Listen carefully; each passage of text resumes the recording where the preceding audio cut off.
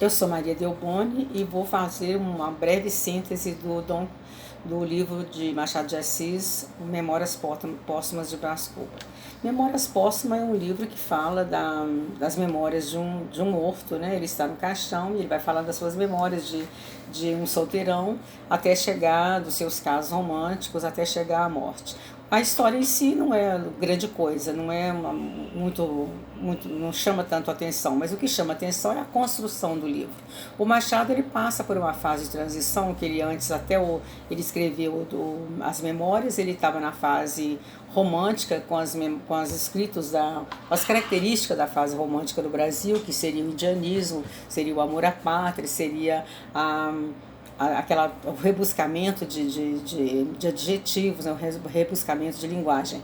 O Machado ele introduz as Memórias Póstumas de Brás Cubas, ainda com um pouco dessas características. Por exemplo, o assunto morte era recorrente no romantismo, e ele começa o livro, né, o livro todo, aliás, é falado sobre morte. E as mortes são interessantes que elas vão sendo tratadas no livro de umas formas específicas. Por exemplo, às vezes ele quer se certificar que ele está vivo, ele crava suas unhas na mão para saber se ele está vivo. A morte tem um significado interessante. Ele vai passando por algumas mortes, ele vai citando no livro das mulheres que vão morrendo, dos homens que vão morrendo, até chegar no finalzinho, quando ele fala da própria morte, né? Mas então, o tema continua, é a morte, que era um tema recorrente do romantismo, que era inclusive um culto, né, um culto de morte. Esse livro foi escrito em 1881, primeiro em periódicos, depois ele foi compilado para fazer livro, e é interessante que ele antecede ao Quincas Borba e que traz essa referência dentro do livro do Quincas Borbas. O Quincas Borbas, inclusive, é um personagem que vai dialogar com o Brás durante todo o tempo. Ele introduz a sua parte filosófica, que é o Humanistas, e que vai trazendo aquelas digressões enquanto o Brás Cubas está no caixão, vai trazendo essas digressões, ele se lembrando desse amigo de infância, que era aquele amigo que trazia um pajem, que é um amigo bonito, um amigo saudável, e depois ele passa por um período de mendigo, e inclusive passa por um roubo, né? Vai roubar do próprio Brás um relógio, e tem um twist muito interessante, que é a parte que ele se recupera e volta a trazer o relógio manda um bilhete, manda um relógio para o Brás Cubas. É interessante notar essa parte dessa característica, porque o Machado está se primando aí por trabalhar as características filosóficas e psicológicas do personagem. É interessante esse twist que dá nesse personagem, no Quincas Borba, que é quando ele se recupera, né, da sua condição de ladrão, devolvendo o relógio com um bilhete, e que mostra também, é interessante, porque mostra também essa parte, ele faz um contraponto, quando o próprio Brás Cubas encontra um dinheiro que era um dobrão. Dobrão era de ouro naquela época, era a moeda brasileira, né? E ele encontra aquele dobrão e ele devolve para a polícia, para que a polícia encontre o dono. Mas era um só. Quando ele encontra 5 dobrões, ele já guarda, 5.000 ele já guarda.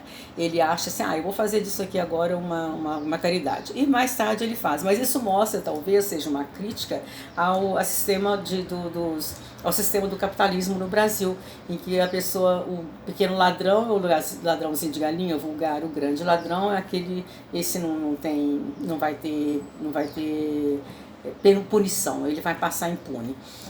Então, ele mais tarde dá realmente esse dinheiro para uma senhora que vai fazer um triângulo amoroso com ele e a mulher. Falando em mulher, uma outra parte interessante é a construção das mulheres no texto. O Machado ele trabalha as mulheres como uma mulher machista. A mulher, a própria mãe, é uma sem cérebro, o cérebro dela é pequeno, é pobre. As mulheres, elas são tísicas, elas são bexiguentas. E a mulher tem uma outra que é coxa, que era uma prometida para ele, uma suposta prometida ao casamento, que é coxa, tem uma legião.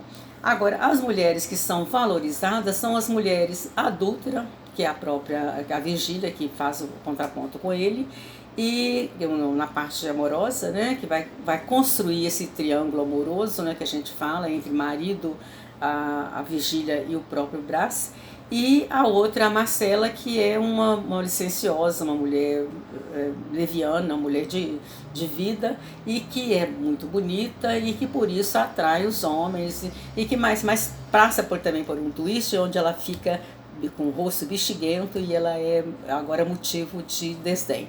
E no final a Marcela vai aparecer outra vez com ele, mas é outra vez motivo de desdém. Ela vai ser morta e ela não é, ela vai ser mendiga e ela vai ser...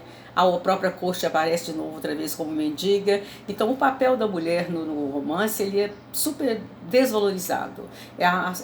Esse conceito machista ele aparece, os homens que têm a supremacia. E é interessante mostrar que nessa supremacia está a parte religiosa, que é um conceito da época.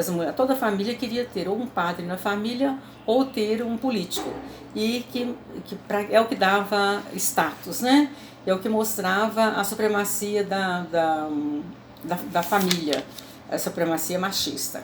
Outra parte interessante nessa construção é a maneira que o autor dialoga com o leitor. Ele o tempo todo ele vai dialogando com o leitor. Eu vou te falar isso agora, nesse capítulo não merece falar isso, aquele capítulo eu vou falar isso, agora eu não vou falar sobre isso, falo mais tarde. Isso aqui que eu falei no outro capítulo não interessa. E até mesmo parece que há um diálogo, né, entre o autor e o escritor, enquanto ele coloca uma situação, uma fala que parece que é a resposta do leitor para ele, para o autor.